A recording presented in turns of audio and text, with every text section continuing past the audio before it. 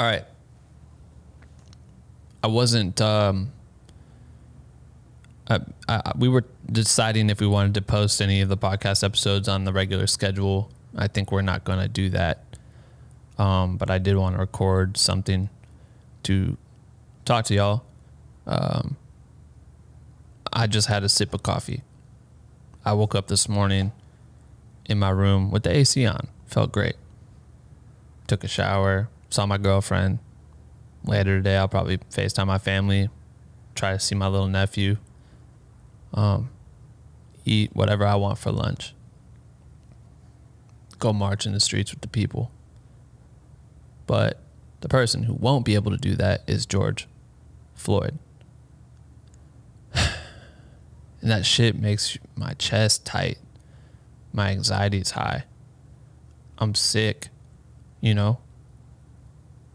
You see the video and you are sick of this man being murdered to death in broad daylight. And I, as a person who grew up, my dad was an officer until he retired. My brother just now became an officer. And their goals have always been to serve and protect the community. And I looked up to them, and I still look up to them, obviously, as Superman.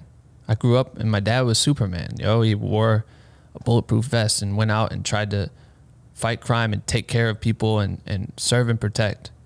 And my brother does that shit every day now. And those are good cops. And I know that there are thousands and thousands of other good cops. But there are so many bad ones. And that's what makes this very difficult. And this doesn't just go with police officers. This is every industry. You got fucking Harvey Weinsteins in the entertainment industry. You got savage ass nurses that are randomly killing their patients, and fucking teachers that are fucking their 13-year-old kids, and just disgusting shit. All of that is disgusting. These are people who do not deserve to be in those positions and need to be taken out of those positions so that the people who are there to do the job can do the job.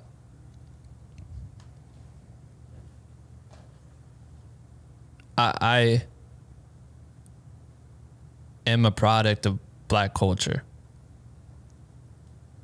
I've been listening to black music since I can fucking remember. The only reason you guys listen to this podcast right now is because of black culture. My first opportunity in this industry was to work on Chris Brown's documentary,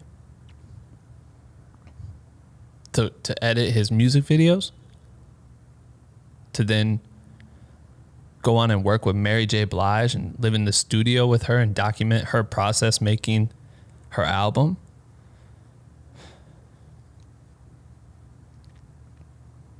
To go on and get a massive opportunity to tour the world with Schoolboy Q, someone that I had been listening to forever. And now I'm traveling and living with him on a bus and making content for him. He brought me out of the country for the first time. I got to go to Paris because of this man, Germany because of this man. All these countries, Australia, I've never seen these places before. I'm from Iowa. But him and his music and me documenting allowed me to see that.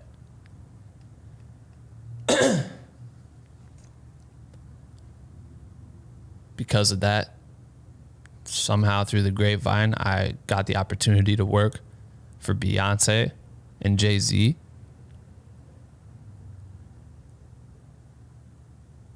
To be a part of a Grammy-winning documentary for Beyonce. That gets me jobs all the time. To be able to, for any of these people I've worked with, brands love hearing that I've worked with these amazing artists that we all look up to. People respect me because I've worked with these people.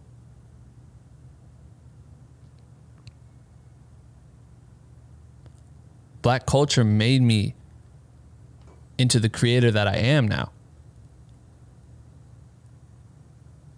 this podcast, Black with No Cream, the creative community. I would have never been able to start this without having worked with these people. The only reason you guys gave a fuck about me, me making content for Q's tour and having people reach out to me asking me, how did I do this? How did I do that? People responding to the things I was creating. I made shit in Iowa all the time, and I would share it and try to get as many people to see it as possible, and it was impossible. No one saw my work.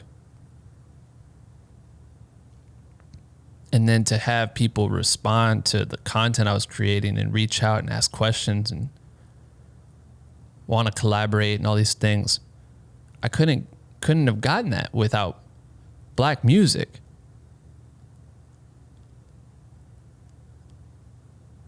And with that, we turn that into a community, a resource, an education space for creatives of all kinds, of all skin colors, of all sexes.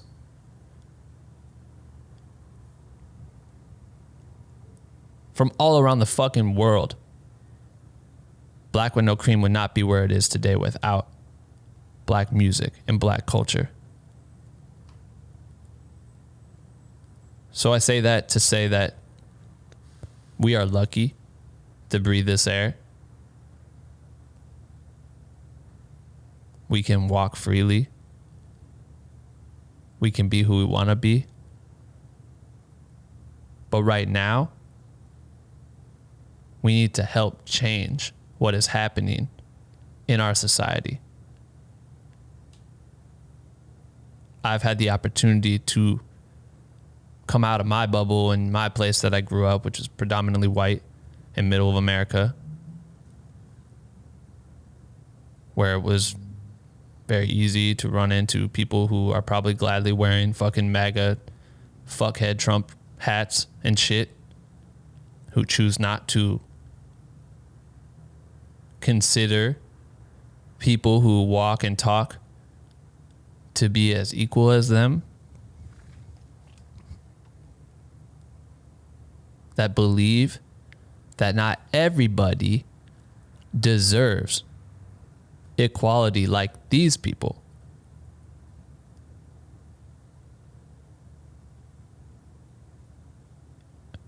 And I could have been that, I'm assuming. Luckily, my family taught me how to be a good person. My friends that I surrounded myself around chose to be good people and bring each other up. I went above and beyond to try and educate myself farther and to understand how others have lived their lives. And I still have so much more to learn, but I've put myself in situations to understand it, to see it firsthand, to see my Black friends be judged when we walk into a fucking Perkins. If you know what Perkins is, shout out to you. Or to go fucking IHOP, bro, or anywhere, to go anywhere, to walk into any gas station, to go to any movie theater, mall, whatever it is, and to see my Black friends be judged immediately.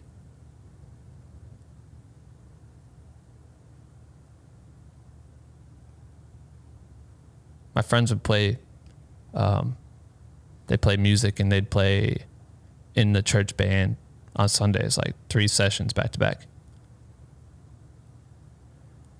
I can't remember where we were at, and I just remember we left there and we went to like a mall or something, and just immediately people watching them. Like, I think I was trailing behind them. We walked into the mall or something, and immediately like a store clerk or whatever it was just kind of eyeballing them. For fucking what? They just played in the church band, help bring joy to people. I hate seeing that shit, and to have allowed myself into space to understand what that's like through touring with Q, to understand what it's like growing up in the hood, with gangs and violence, and understanding where that comes from and stems from, to listen to the music and hear the words that these people say and speak about their stories and their truths. And we don't know how each other are raised or what we all go through. I don't know what you are going through. You may be going through a fucking terrible divorce right now. I don't know that. I could have an eating disorder. You don't know that. We don't know what people are going through. So it is not right to just judge somebody. It is not right to hold yourself above others. That is fucking ludicrous.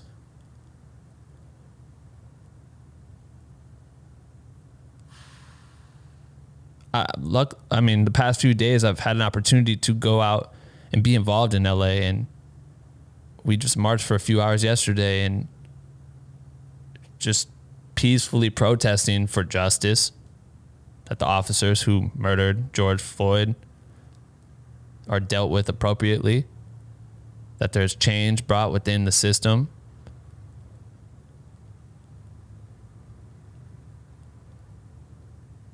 But to be out there amongst everyone else cheering for change,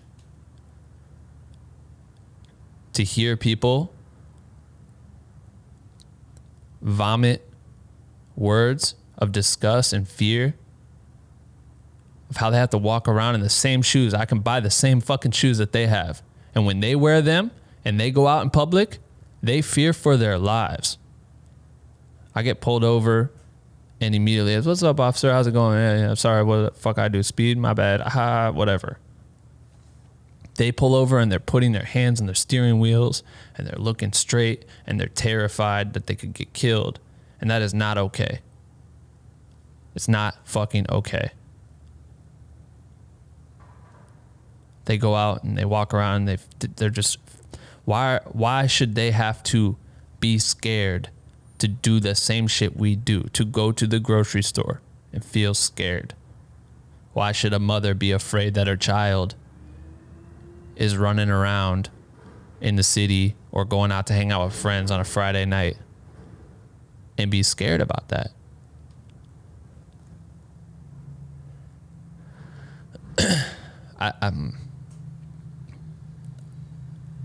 I just want anyone that's listening to this to know that if you have been motivated by this podcast, if you've, found keys and answers on how to be a creative through all these amazing people that I've had in the podcast, that I've been able to interview, the talented resources that I've brought into the house for y'all,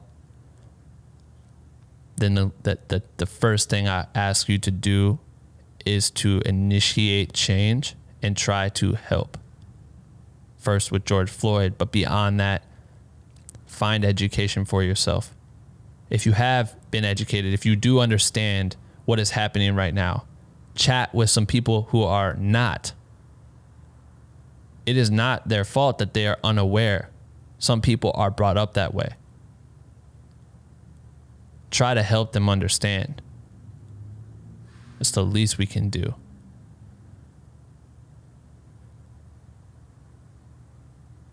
Sign the petition for George Floyd. You can go to change.org. The petition's there. You can text 55156. Text Floyd to 55156. Click the link that gets sent to you. You can fill out the petition right there. I am not saying let's go riot and fucking loot and steal people's shit. Please don't fucking do that. But if you have a chance to go and use your chest, open your mouth, let it be heard how you feel, say his name loud as you fucking can. He's not the first person that has been taken down this way. There's an obnoxious list of people who have been taken down this way. Go march, man. Go talk to people. Open up discussions.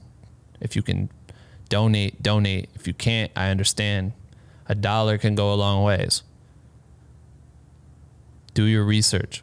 What are the resources that need your help right now? How can you get involved?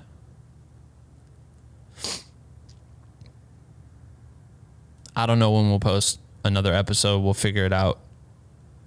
Obviously, us not posting, it's not good for Black with No Cream. But right now, we could give 2 fucks less about this shit.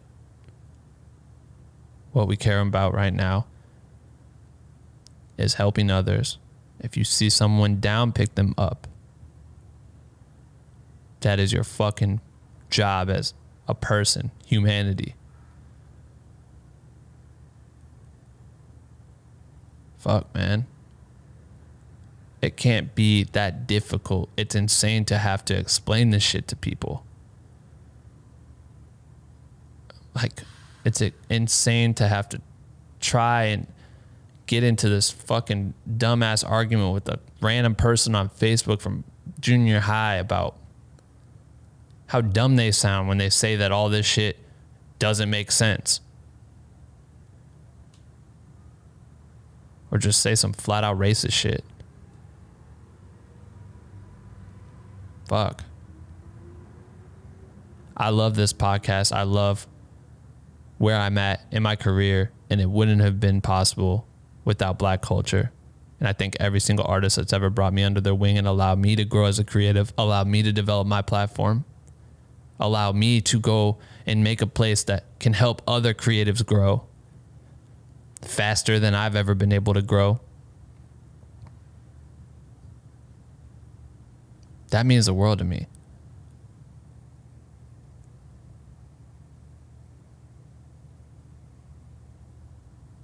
All right.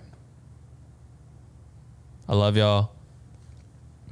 Stay safe. Take care of each other. Respect each other.